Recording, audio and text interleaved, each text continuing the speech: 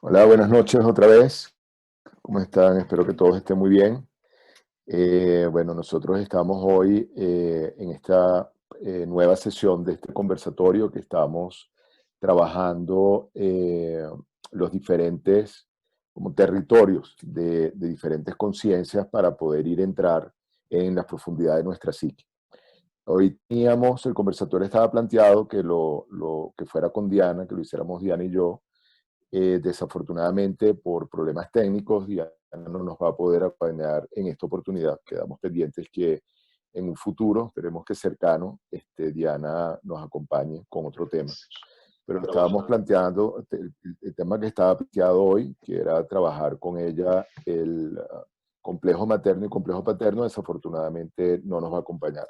Vamos a estar con la compañía esta vez hoy, mucho más activa, de Felipe Arango, que ya bueno, los que nos han seguido lo conocen. Ha sido presentador de temas aquí en el centro y es el que en principio los acompaña más a ustedes que a nosotros, coger comentarios y hacerle seguimiento al movimiento que tenemos durante la noche. Entonces, bueno, bienvenidos a todos, bienvenidos nuevamente, Felipe, muchas gracias por el acompañamiento. Y Eduardo. Y bueno, entonces hoy será un modelo más tipo entrevista. Estaremos muy pendientes de todo lo que nos quieran decir. Estamos muy pendientes a que se empiecen a presentar también en el chat, a sus reacciones, a sus comentarios. Entonces, bueno, creo que es sensato abrir esta entrevista con una pregunta que puede parecer muy simple, pero lo es, Eduardo. Y es, ¿por qué es importante hablar y identificar a los complejos?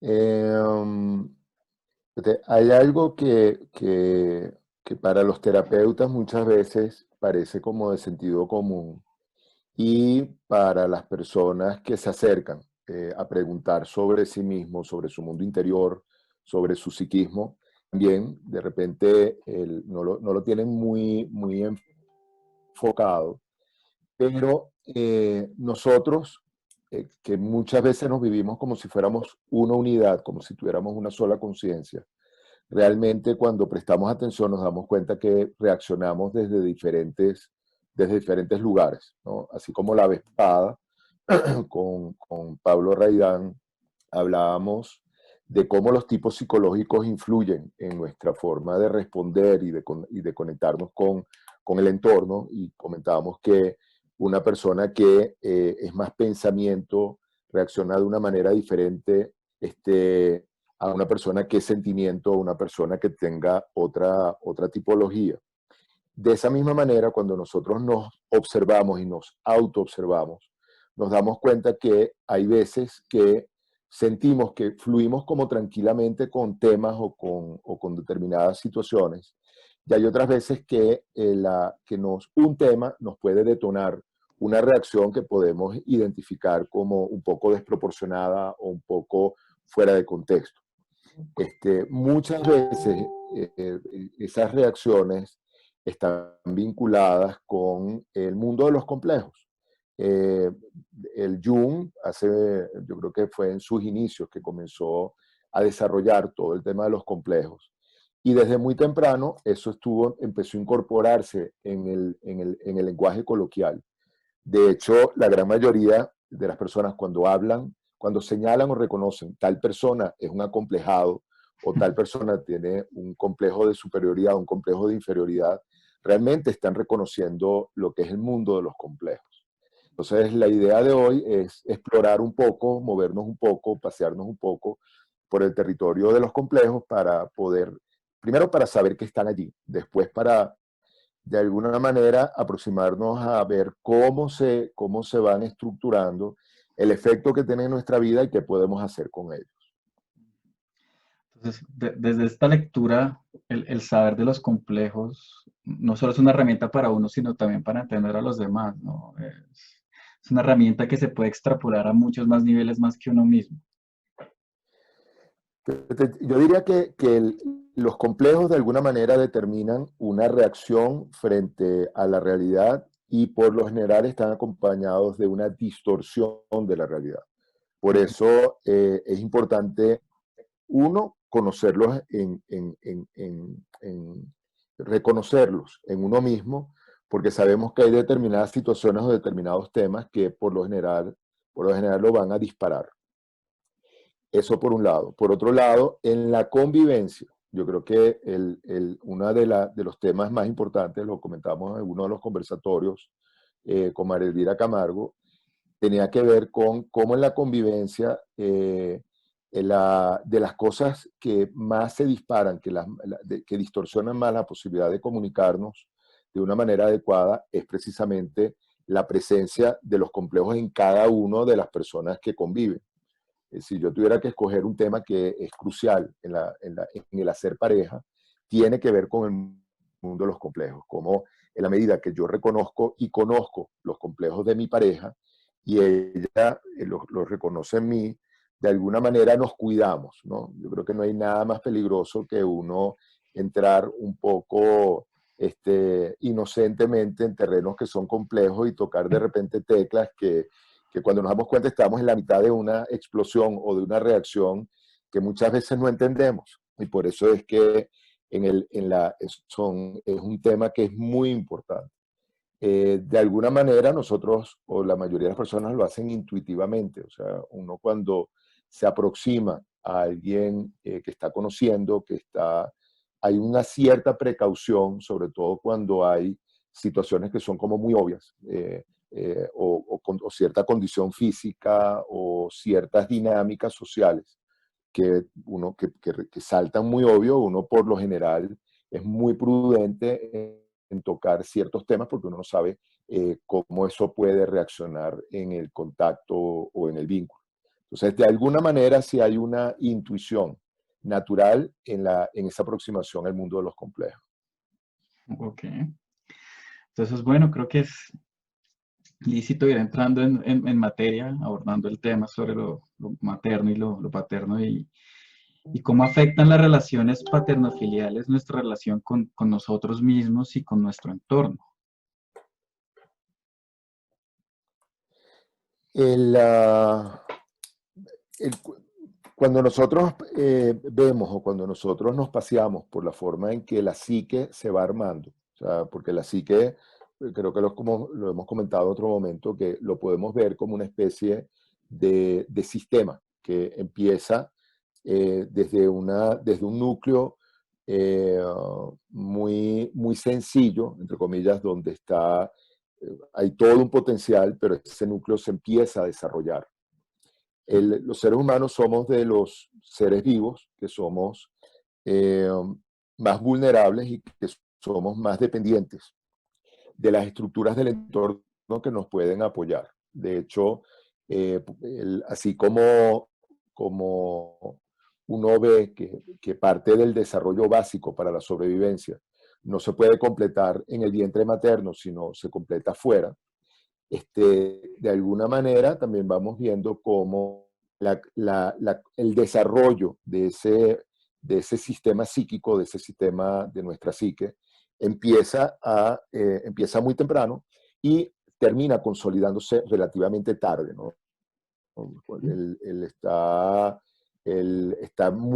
Va muy en paralelo del desarrollo del sistema nervioso central, y hoy en día se sabe que el sistema nervioso central termina de formarse o de madurarse alrededor de los 18 años, cuando el lóbulo prefrontal ya termina su maduración. Entonces, podemos decir que desde el nacimiento hasta bastante entrada a la adolescencia, un poco ya sí, finalizando la adolescencia, todavía nuestro psiquismo se está desarrollando y se está amoldando. Con lo cual podemos intuir fácilmente que los vínculos significativos del comienzo de nuestra vida tales. Y básicamente, los vínculos más importantes son mamá y papá. Por eso es que esa relación con mamá y papá inevitablemente tiene un efecto muy fuerte y muy profundo en la forma no solamente que tenemos de percibirnos a nosotros mismos, sino también de construir el entorno, de construir la realidad. O sea, si nosotros hacemos un sondeo en las personas que nos rodean, podemos encontrar fácilmente cómo lo que tiene que ver con la sensación de seguridad, lo que tiene que ver con la confianza, lo que tiene que ver con sí, seguridad y confianza, yo diría que son dos temas fundamentales. Cuando hacemos un sondeo alrededor, vamos viendo cómo, independientemente de la realidad, de lo que se está viviendo en un momento determinado, tanto confianza como seguridad puede ser muy diferente entre este pequeño grupo de personas. Y eso tiene que ver con esas experiencias iniciales que se tuvieron con mamá y con papá. Esto que dices está también muy relacionado con todas las teorías evolutivas que formulan que nuestro sistema nervioso es nuestra condona, pero también nuestra bendición, en el sentido en que nace un caballo y ya puede caminar y moverse.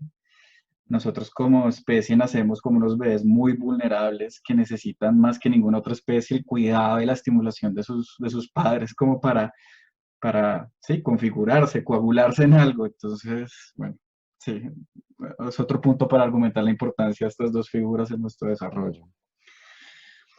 Mm, y bueno, entonces, sí, sí, básicamente pues estamos sometidos a esta estimulación de papá y mamá.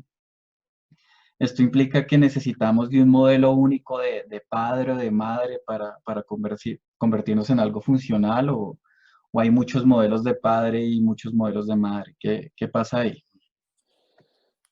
Fíjate, cuando uno habla de modelos, uno de alguna manera eso lo podemos referir a patrones, ¿no?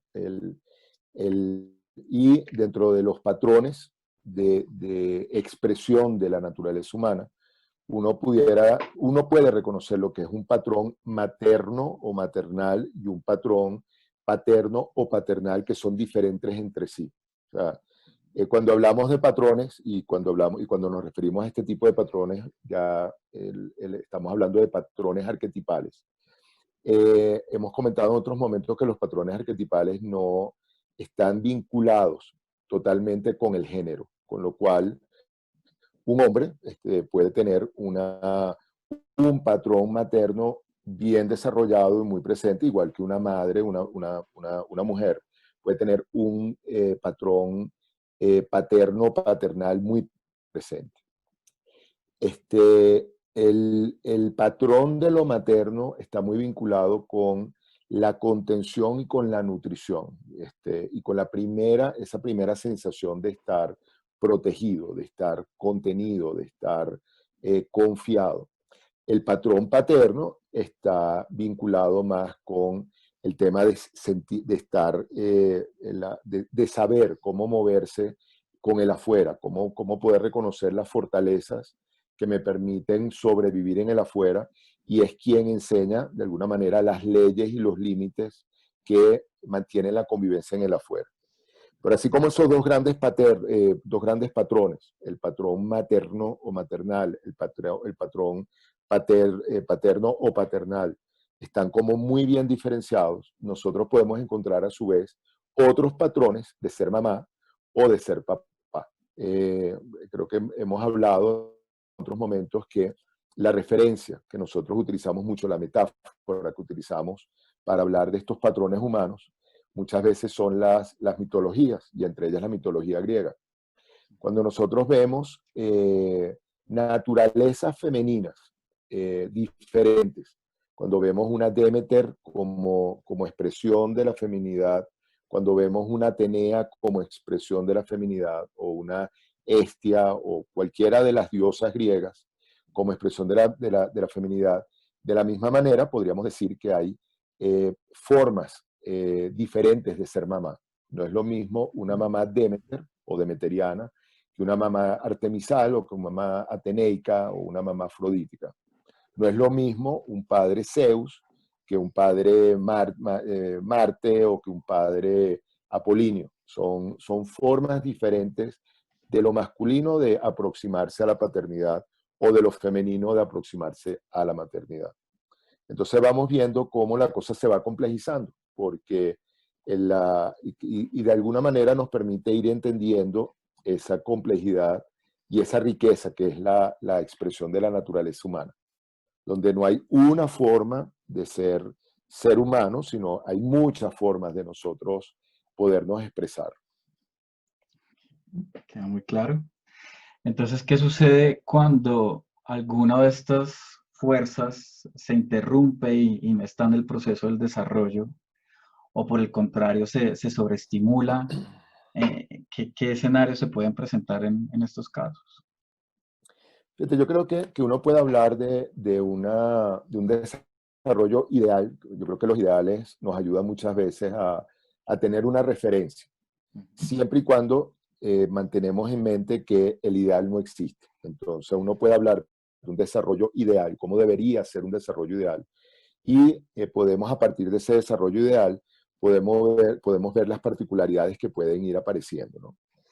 Así como un embarazo ideal es un proceso que se da de una manera tranquila, que se da de una manera ininterrumpida hasta que ese bebé que se está formando está completo y empieza a mandar las señales para que el parto se dé. Y es un embarazo ideal donde no hubo ningún tipo de complicación y aparece el bebé. Una vez que el bebé nace, nosotros pudiéramos decir que hay un desarrollo que pudiéramos llamar como ideal. En ese desarrollo ideal, obviamente, ese bebé lo tiene que estar recibiendo alguien que esté dispuesto a encargarse del bebé. Sabemos que si nosotros recién nacidos, si no hay alguien que nos ataje, alguien que nos reciba, estamos condenados a morir. O sea, no hay un bebé recién nacido que sobreviva, a diferencia de los bebés jirafas o los bebés gacela, que prácticamente no han terminado de caer al piso y ya son capaces de pararse sobre sus cuatro patas y arrancar a correr. Nosotros no, nosotros somos muy dependientes. Y en ese primer proceso empieza a darse no solamente o al lado o en paralelo a esa función de protección y de cuidado y de nutrición, empieza a activarse también nuestro aparato psíquico, empieza a darse a activarse un vínculo con las personas que están alrededor de nosotros que nos están cuidando. Cuando hablamos del patrón materno-maternal, podemos decir que en ese primer tiempo, mamá es quien de alguna manera me alimenta. Me puede alimentar mi mamá biológica, me puede alimentar mi papá biológico, me puede alimentar referentes o personas que están cumpliendo esa función. Y en la medida que la alimentación se da de una manera natural, en la que se va recogiendo como las necesidades de ese bebé recién nacido y se va atendiendo esa satisfacción, es como que el bebé empieza a formarse si lo pudiéramos llamar de esa manera, una idea o empieza a instalarse un mecanismo o una creencia de confianza.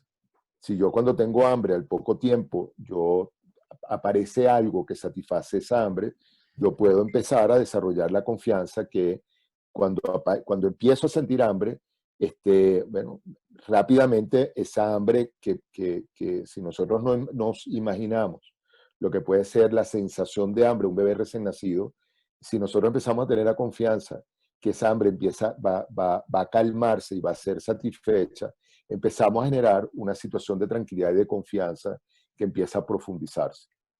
Si por el contrario tenemos cualquier situación en la que el hambre se prolonga por la situación que sea, porque no hay alguien que atienda eso, porque las personas que atienden no pueden prestarnos la atención continua y necesaria que tenemos porque hay una cantidad de conflictos afuera, por cualquiera de esas situaciones, ese vínculo, esa relación de hambre-satisfacción empieza a interferirse. Y de alguna manera yo empiezo a construirme desde muy temprano, aunque no tenga lenguaje. Desde esa experiencia empiezo a construirme una percepción del mundo de afuera. El mundo de afuera puede ser un mundo en que yo puedo confiar, o el mundo de afuera puede ser un mundo en el que yo tengo que desconfiar permanentemente. Entonces, la primera etapa, de manera ideal, la debería cubrir lo que pudiéramos llamar una buena madre. Y buena madre, muy entre comillas, bueno, nuevamente, lo ideal no existe. O sea, una figura de madre que atienda esas necesidades fundamentales, que atienda, que pueda contener toda la ansiedad que los bebés tienen en sus primeros momentos, que pueda de alguna manera amorosamente empezar a construir como ese vínculo, eso es función de la madre. En la medida que se va adquiriendo el lenguaje, empieza a aparecer lo que podemos llamar esa función paterna, donde ya papá me habla y me dice que sí es adecuado y que no es adecuado. Eh, en esa que sí es adecuado y que no es adecuado, empieza a establecer límites y empieza a establecer como códigos, por llamarlo de alguna manera, de convivencia.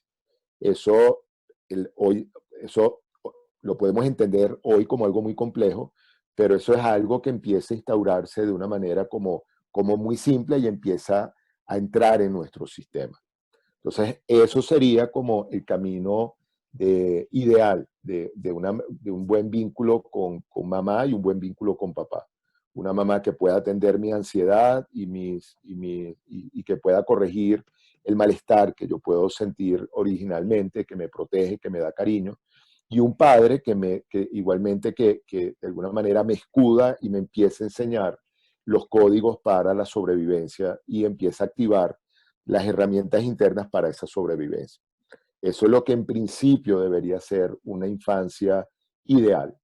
O sea, en esa infancia ideal, ya más tarde o más temprano, dependiendo de la cultura y muchas veces de las condiciones de la familia, ese bebé o ese niño ya empieza a interactuar con el mundo de afuera, que usualmente eso empieza con la escolarización, cuando ya ese niño es mandado a su primer jardín o eh, su primer contacto con una cierta socialización afuera, entonces empiezan a reforzarse todos estos elementos que mamá y papá fueron dando. Ok. Entonces, bueno, pues estás hablando desde el modelo ideal, desde el modelo del déficit, cuando se quiebra estas estructuras. ¿Qué pasa? Bueno, de hecho, hay mucha gente y hay corrientes incluso que han teorizado afirmaciones hasta muy duras que dicen que la ausencia materna lleva un poco más hacia la psicosis y que la deficiencia paterna decanta a las personas más hacia la neurosis. ¿Qué tanto compartes esto? ¿Qué pasa cuando hay déficit? Fíjate, cuando nosotros nos imaginamos otra vez, vamos a hacer el desarrollo desde el niño desde el bebé recién nacido hasta que va siendo un poquito más grande. Si nosotros nos imaginamos un niño que está abandonado a los impulsos internos que están allí, al hambre, al malestar que puede generar que se hace pipí o se hace pupú y no es cambiado, al malestar que puede generar tener mucho frío o tener calor, a la incomodidad que puede haber. Nosotros nos podemos imaginar cómo en la vulnerabilidad que tienen, cómo esa psique empieza esa construcción de la psique, ese desarrollo de la psique, ya no es, sino los imaginamos como la construcción de un edificio. No esa base donde empiezan a ponerse las primeras columnas.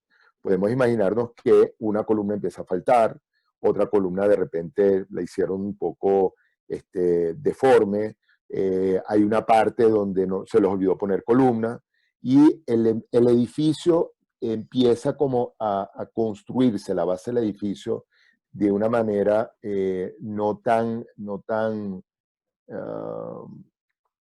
de una manera que no permite como mucha carga encima. O sea, para la construcción de un edificio de gran altura, y la psique es un edificio de gran altura, nosotros necesitamos una base que sostenga toda esa carga que empieza a ascender desde allí.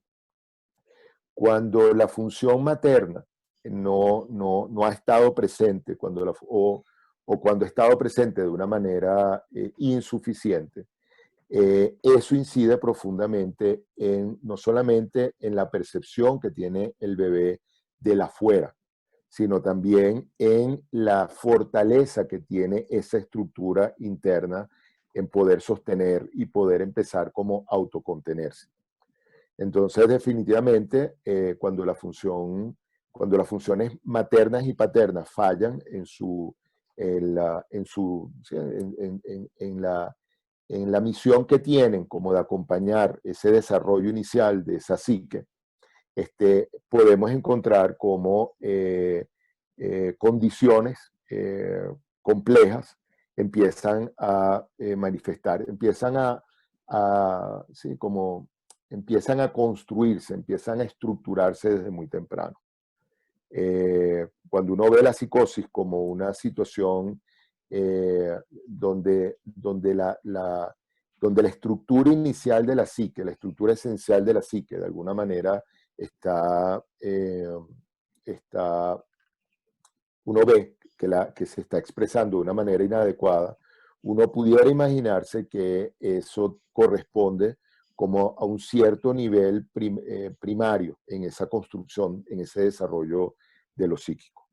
Entonces podemos ver cómo efectivamente las características de mamá y las características de papá empiezan a modular y empiezan a incidir no solamente en la construcción de ese aparato psíquico, sino en cómo ese aparato psíquico percibe la realidad. Y ahí es donde empezamos a hablar, ahí es donde empezamos a entrar en el mundo de los complejos. Cómo hay algo complejo interno en ese sistema, y lo llamamos complejo porque no se puede simplificar. Cómo hay algo allí que nos acompaña y que termina siendo como una especie de subsistema que está ahí presente, que tiene una autonomía muy particular. Cuando a uno le activan el complejo, uno ve la reacción que hay allí. Cuando a una persona que se siente fea le dicen, es que tú eres muy fea, bueno, uno ve la reacción inmediata que eso genera. Cuando una persona que no se siente fea le dice, oye, estás un poco fea, es otra reacción totalmente diferente. Fea o feos. O sea, hoy en día nos sentimos señalados y nos sentimos mal indistintamente. O nos señalan un cierto algo que queremos estar escondiendo, pero en un momento determinado alguien lo señala y lo hace evidente, cómo nosotros reaccionamos. Entonces, desde ese punto de vista, hay dentro de ese terreno que construye mamá o que le toca acompañar a mamá, cuando hay fallas, entonces empezamos a ver que hay ese tema vinculado con ese terreno de mamá. Hay temas que cuando se activan, entonces la reacción empieza a ser distorsionada, ¿no? Y entonces vamos viendo que vamos a empezar, empezamos a hablar de las características que nos permiten identificar los complejos. Un complejo yo diría que es un tema, primero, o sea, el tema del abandono. Si yo toda la vida me he sentido abandonado, el abandono es un tema. Entonces, es un tema que por lo general me ha acompañado toda la vida, o que me ha acompañado desde muy temprano, que tiene usualmente una dinámica ambivalente. Uno se puede sentir abandonado por mucho tiempo, pero hay otros elementos que me hacen como preguntarme hasta qué punto realmente he sido abandonado o no, con lo cual hay una ambivalencia en el tema, y que por lo general se acompaña de una emoción que tiene unas ciertas características de distorsión. O es una emoción que no corresponde al contexto, o es una emoción exagerada, o es una emoción que surge de una manera distorsionada. Entonces, podríamos decir que esas son las características de los complejos. Son temas que nos han acompañado desde muy temprano, que tienen una cierta ambivalencia, y que cuando se activan aparece una emoción que por lo general tiene una gran carga de distorsión, ya sea en el contexto, en la magnitud o en la naturaleza de la emoción.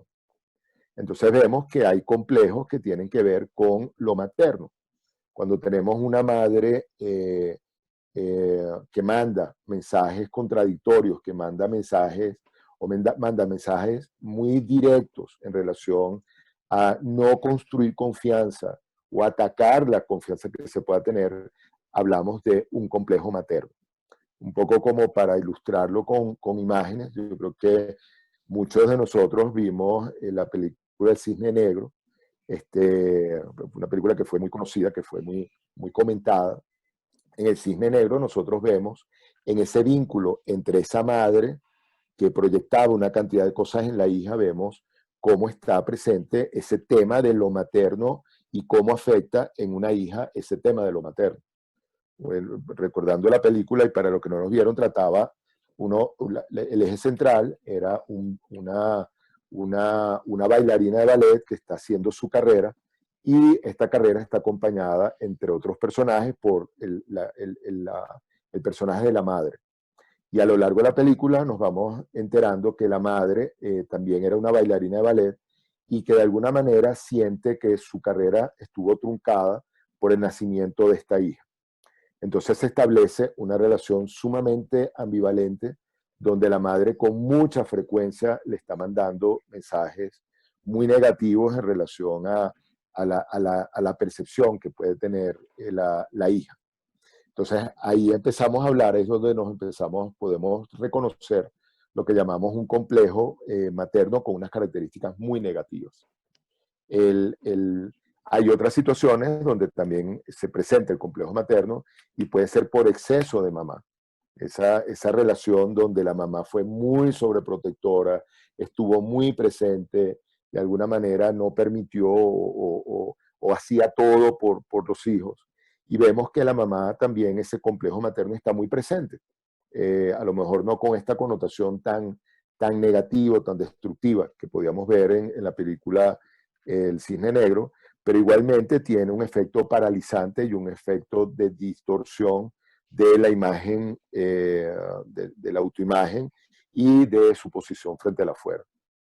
Y lo mismo pasa con papá, cuando nosotros tenemos un papá que marca los códigos desde la violencia, desde la violencia, o que es muy descalificador, o que de alguna manera también puede proyectar en los hijos un poco de miedo de perder la autoridad o miedo de que los sobrepasen.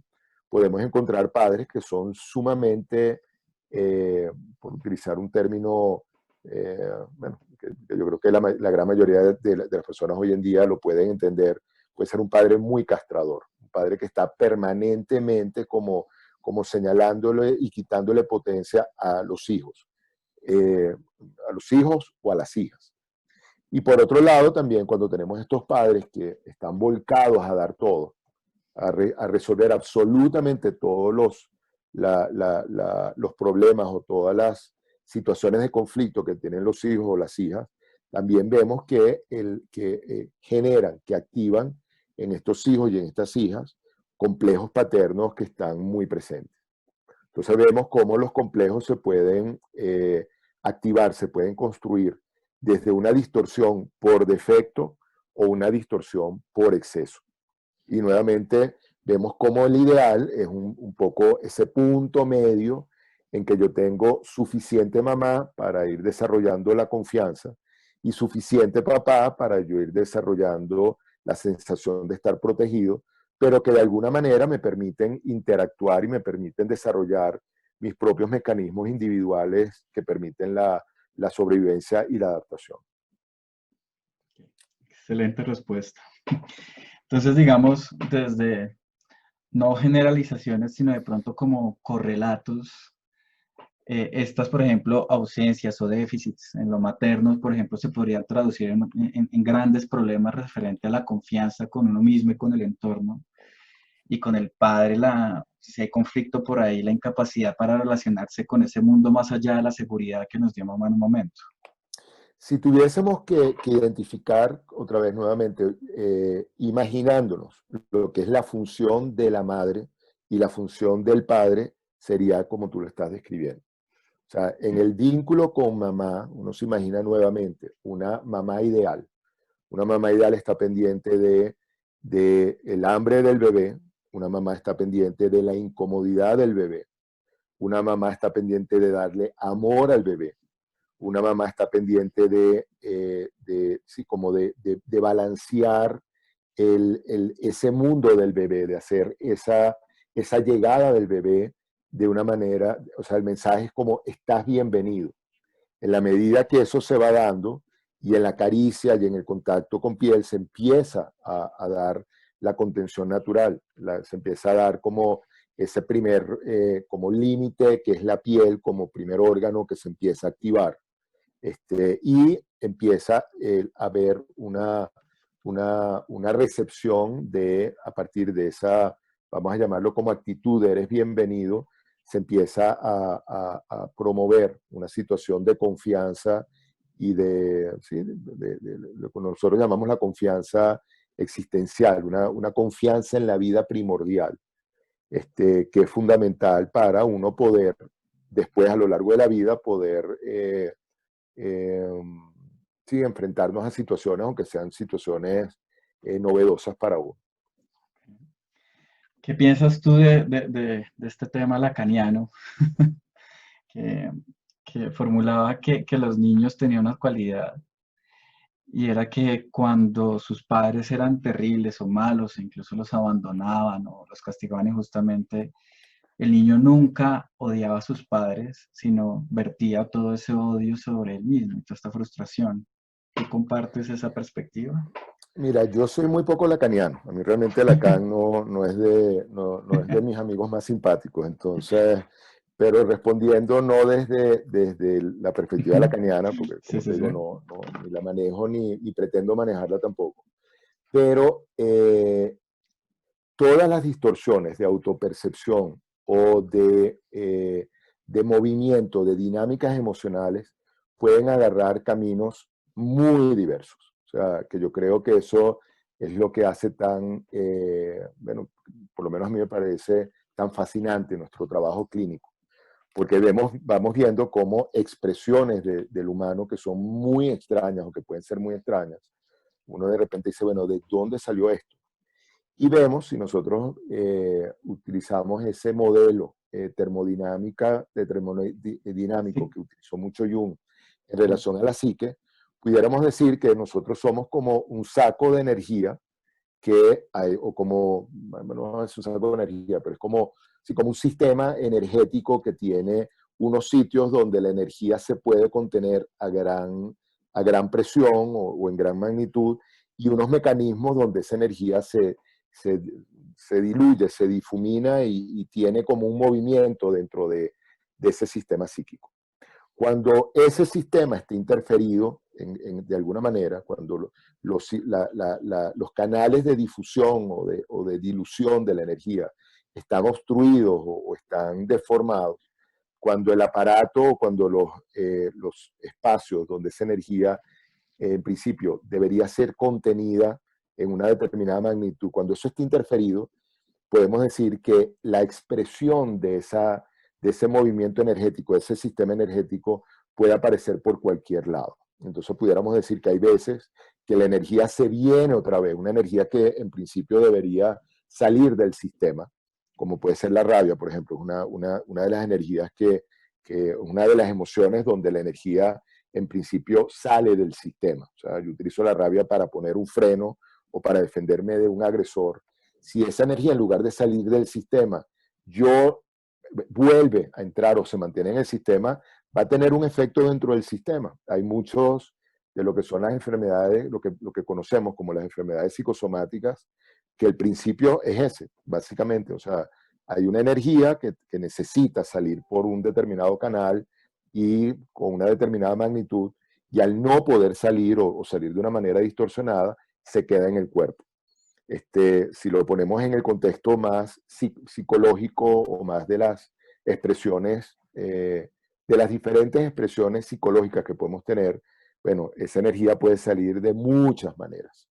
Entonces vemos cosas muy raras, pues como yo creo que lo interesante de la globalización eh, y de este tema de los medios, donde todo se comparte y todo, uno de repente se encuentra que uno dice, bueno, eso jamás me hubiera imaginado que alguien pudiera como ver este tipo de cosas, ¿no? Y vemos cómo hay conductas que antes no se conocían o no se hablaban y hoy en día vemos que hay cantidad de personas que dicen, yo he estado ahí, las personas que se cortan, por ejemplo, para buscar una forma de autocentrarse, y eso por poner algo, ¿no?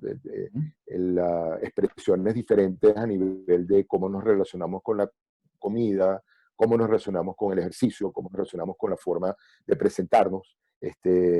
Sí, las personas que utilizan la piel como una forma de expresarse, todo el tema de los tatuajes, de los piercing, o sea, vamos viendo cómo todo eso, cuando le hacemos un seguimiento, podemos ir ubicando cómo tiene que ver, cómo se fue construyendo a lo largo de esa formación de ese gran aparato psíquico que somos los seres humanos.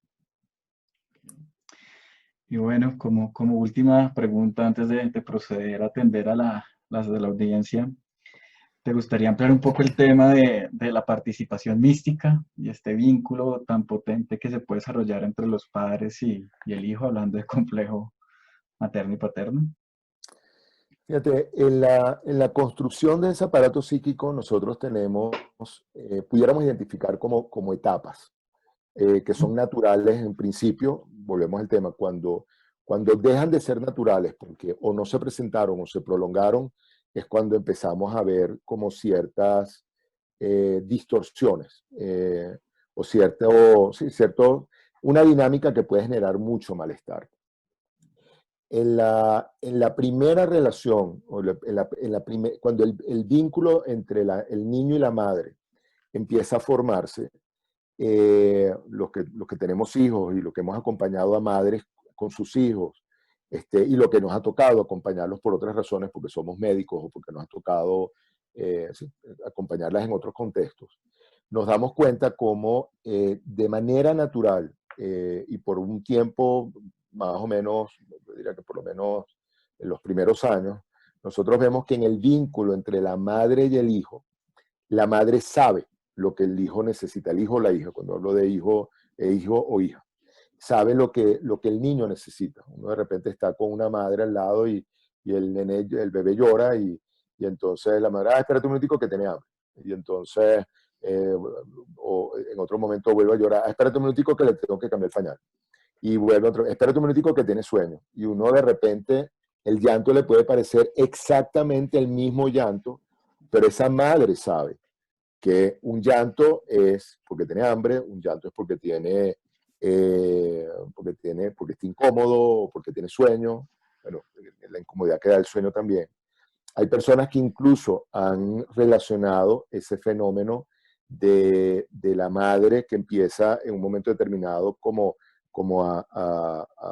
sí, como empieza a tener leche, aunque el niño esté en la casa, ¿no? Hay personas que pueden decir, bueno, pero es que eso tiene que ver con los ritmos biológicos, que el bebé tiene unos ritmos de hambre, igual que tiene unos ritmos de sueño, y entonces, bueno, el aparato biológico de la madre está acostumbrada a eso, y entonces si no está, independientemente de que el bebé esté cerca o no, ella va a empezar a secretar leche.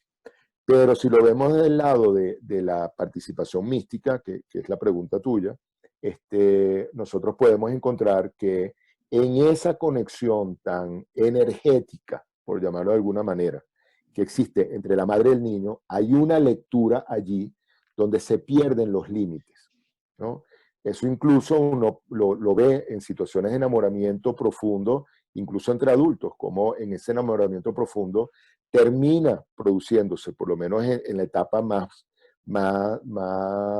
potente del enamoramiento, una especie de participación mística, ¿no? O sea, ese tema de yo sé lo que tú estás sintiendo, yo sé lo que tú estás pensando, estamos hablando y de repente la persona completa la frase antes de que la otra persona lo diga, o sea, hay una conexión tan íntima que es como si se hubiesen perdido los límites.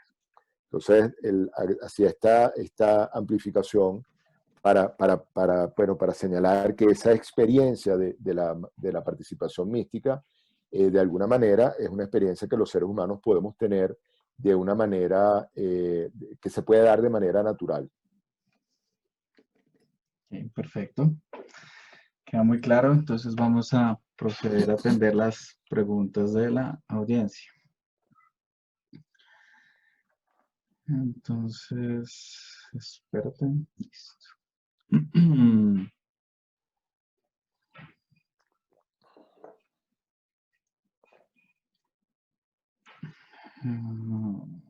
Disculpen un momento, estamos cambiando el modelo de recepción de preguntas, entonces Mm.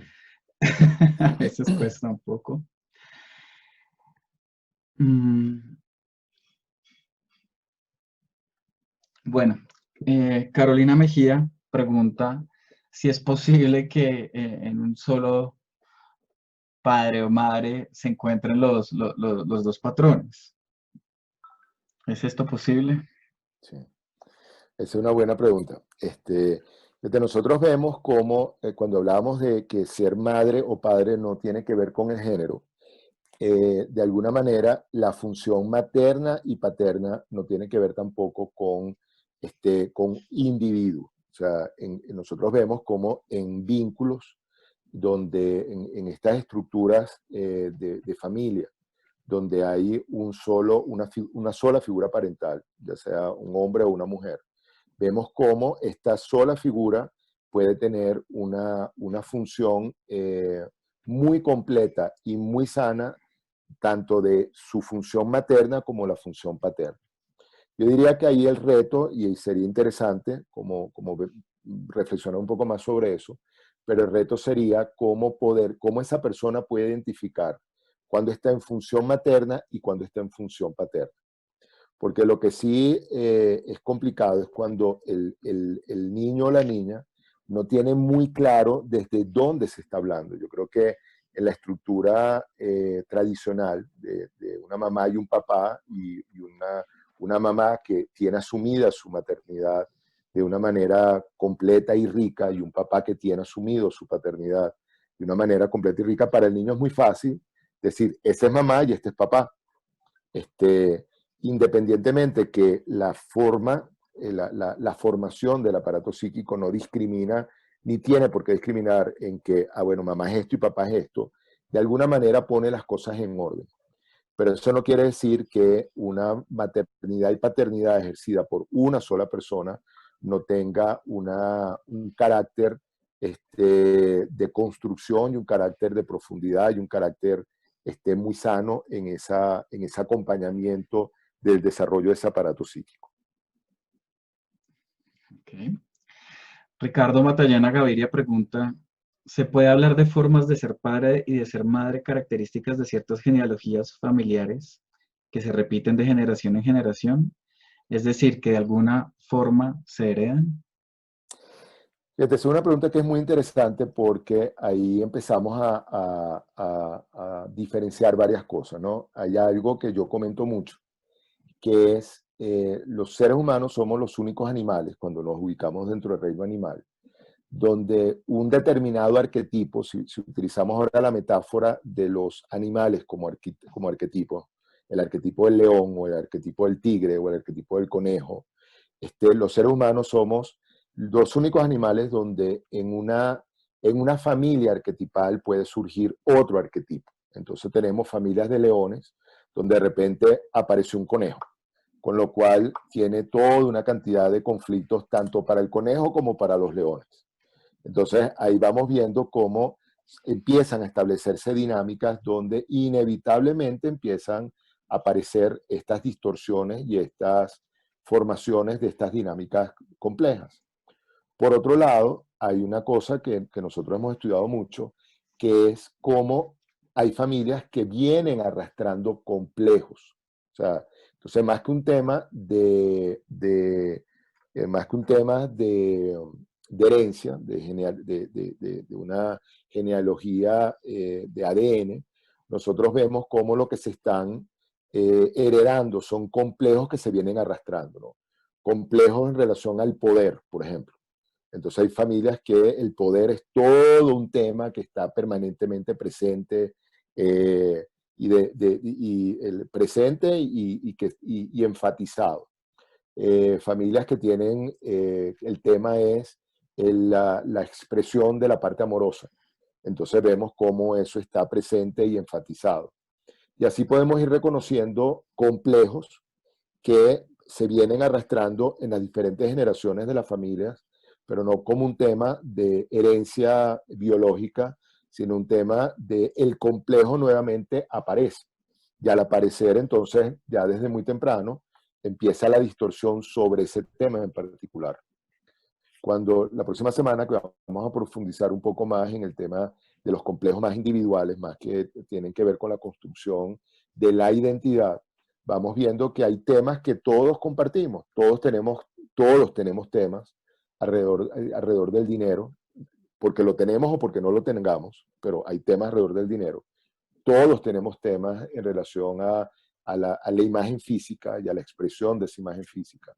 Todos tenemos temas alrededor de la sexualidad, todos tenemos temas alrededor del poder o de la autoridad. Entonces vamos viendo cómo estos temas se pueden ir presentando desde muy temprano en familias y van activando complejos desde muy temprano.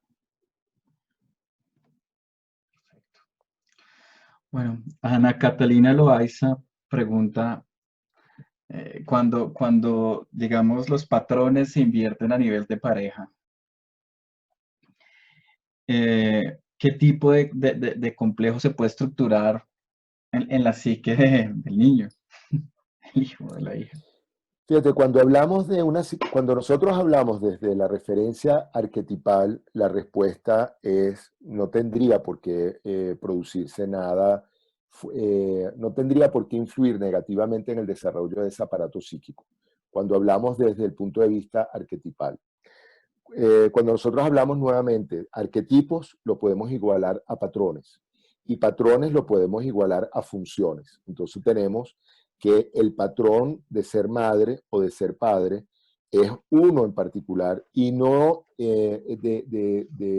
más allá de las condiciones como obvias de alimentación o de las formas de alimentación.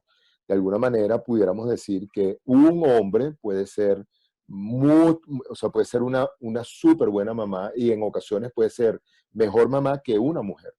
Y viceversa, una mujer puede ser mucho mejor papá que un hombre. Nuevamente, ahí el reto es cómo ese niño va incorporando esos patrones de una manera un poco diferenciada. ¿Qué es mamá? ¿Qué es papá? Y así vamos viendo también cuáles son los otros patrones arquetipales que se pueden ir presentando y que se van a ir presentando. Pero hablando de los fundamentales de mamá y papá, en la medida que eso esté presente y esté presente de una manera así como congruente, no importa el género, no, en principio en la formación del aparato psíquico no importa el género desde el cual esa función se está ejerciendo. ¿Sí? Alejandro Molina trae una pregunta y es cuando hay una relación de pareja y uno de los dos aprende, digamos, a explotar los complejos de su pareja, aprende a aprovecharse de esto. ¿Qué tipo de contención se le puede dar? ¿Qué se puede hacer cuando uno de los dos aprende de manera, por así decirlo, muy perversa a valerse de estos complejos?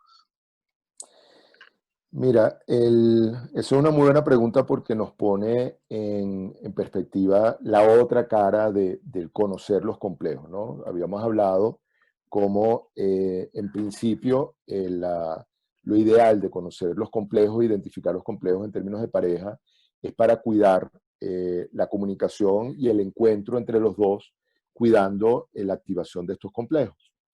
Pero desde lo que entendemos de la pregunta que está haciendo Alejandro, que creo que es muy interesante, el que uno de los miembros de la pareja se aproveche de los complejos que tiene la otra persona es una perversión. O sea, Es una pareja que de alguna manera tiene una dinámica muy destructiva.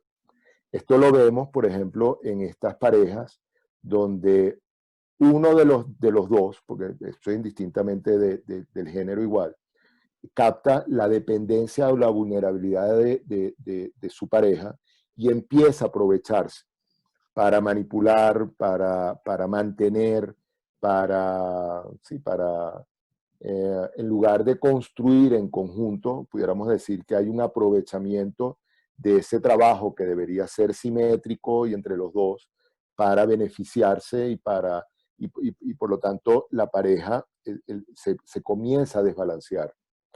Esa situación por lo general termina muy mal y muchas veces está muy vinculada, y aquí, bueno, me atrevería a decir bueno, con toda el, sí, pero me atrevería a decir que está muy vinculado con elementos psicopáticos, con esto que llamamos, hoy en día se ha llamado como esa pareja tóxica o esas relaciones tóxicas donde la otra persona se aprovecha de una debilidad o de un tema distorsionado que tengo para beneficiarse. Entonces son dinámicas que tienen eh, una gran presencia de psicopatía y que muchas veces, como les digo, terminan muy mal y por lo general terminan con intervención de la ley. O sea, a la psicopatía, en la gran mayoría de los casos, solamente lo sostiene la ley. O sea, porque no hay empatía, no hay compasión, lo que hay es un gran narcisismo y un gran egoísmo desde el cual muchas veces se actúa de una manera que puede llegar a ser no solamente cruel, sino inhumana. Excelente respuesta. Antes de proceder a unas preguntas, a las preguntas de Doris Casanova y María Isabel Bernal, las vamos a responder mucho más ampliamente dentro de 8 días, cuando estemos abordando los complejos del yo. Entonces, ténganlas presentes, en 8 días las desarrollamos.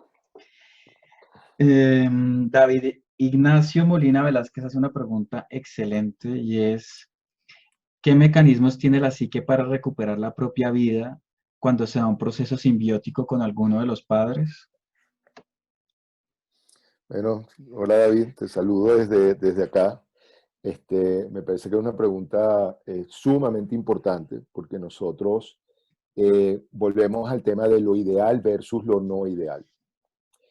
Ese desarrollo ideal que habíamos hablado, que se da en la gran minoría de los casos, nos expone a los casos no ideales. Y entre los casos no ideales está este vínculo que tú señalas, que son los vínculos simbióticos, ¿no? Entre madres e hijos, padres e hijas, padres e hijos, madres e hijos.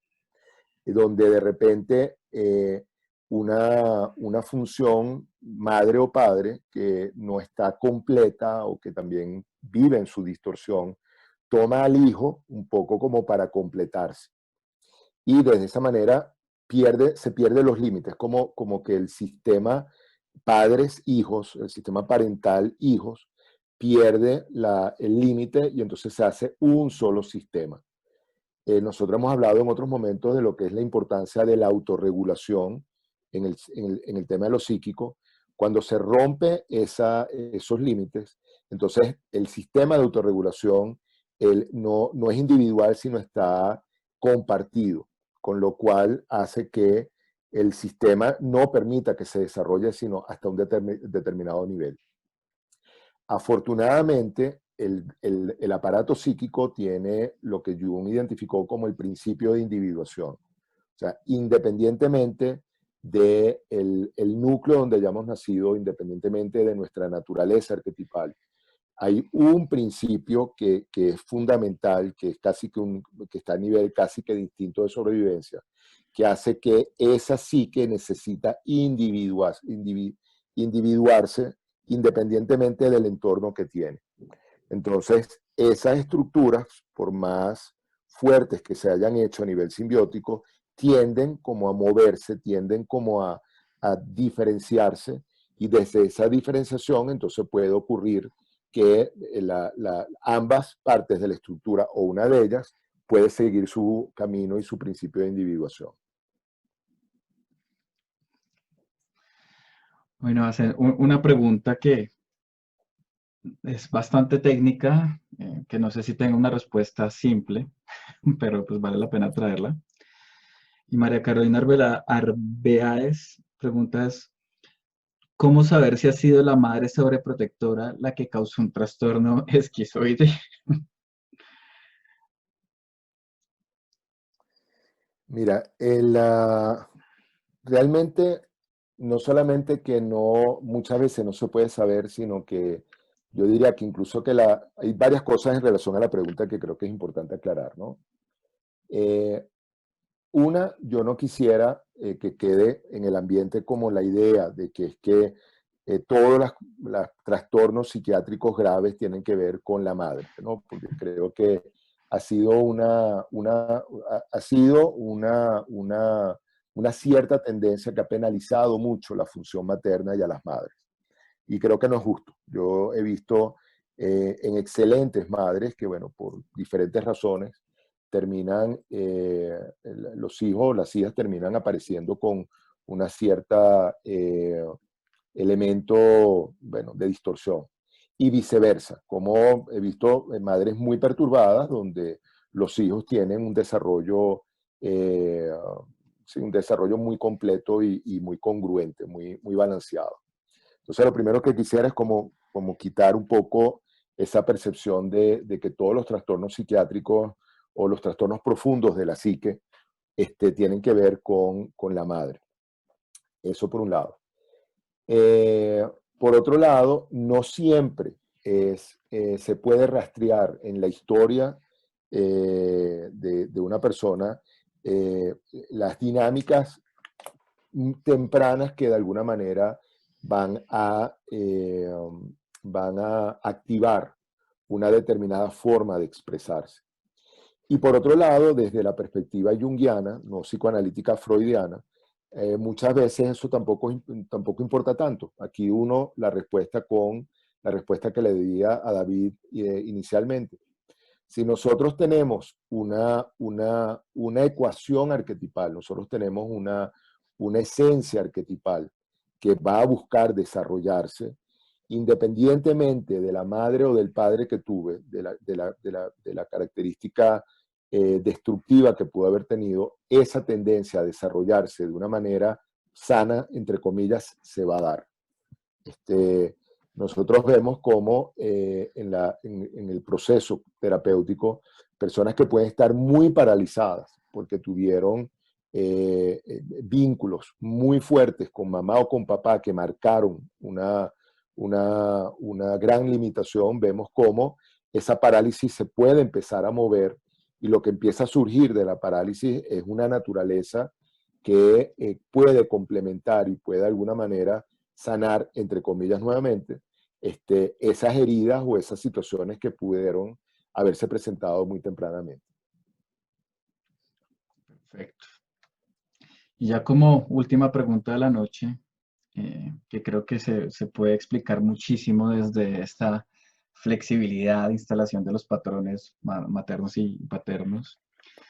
Maritza de Algo pregunta, ¿qué pasa con el desarrollo de la psique de un niño cuando la pareja parental es igualitaria, es decir, dos hombres o dos mujeres? Mira, esto nuevamente tiene que ver con lo que hemos comentado en relación a la función materna y paterna, no tiene que ver con género, ¿no? Eh, Muchas veces uno ve en parejas del mismo sexo eh, que muchas veces de repente hay alguien que tiene un predominio más de lo femenino y hay alguien que tiene un predominio más de lo masculino. Hay otras veces donde eso se mueve indistintamente o donde hay terrenos donde eso se ve más marcado. De repente hay uno o una que es más madre en el término de proteger, pero es más padre en el término de repente de la exigencia académica, por decir algo. Este, pero en principio, independientemente del género, este, tanto el hombre como la mujer involucrado pueden tener funciones de lo materno y de lo paterno. Y yo creo que esto ha sido muy importante poderlo ver y poderlo acompañar, porque definitivamente es la manera que vemos a nivel psicológico cómo podemos aproximarnos de una manera respetuosa y tolerante a estas expresiones de la contemporaneidad. Pues yo creo que hace muy pocos años, hablar de este tipo de situaciones era visto, o era en la mayoría de las veces, como una aberración y como una distorsión. Hoy en día podemos, psicológicamente hablando, podemos entender que esas situaciones se pueden dar y que las funciones maternas y paternas pueden estar presentes también ahí. Perfecto. Bueno, creo que llegamos ya al fin del live de hoy. Muchas gracias a la audiencia por su concurrencia, por su actividad, por sus likes, por sus preguntas. Acá las leemos todas. Entonces, dentro de 8 días tendremos el Facebook Live de Complejos del Yo, y también es bueno que les vayamos anunciando que ya este ciclo de conversatorios está preparándonos para la apertura del curso en conciencia arquetipal, el cual estamos, digamos, haciendo unos ajustes menores, y estaremos sacando muy próximamente tanto el póster como un folleto más amplio para la gente que siempre pide más información.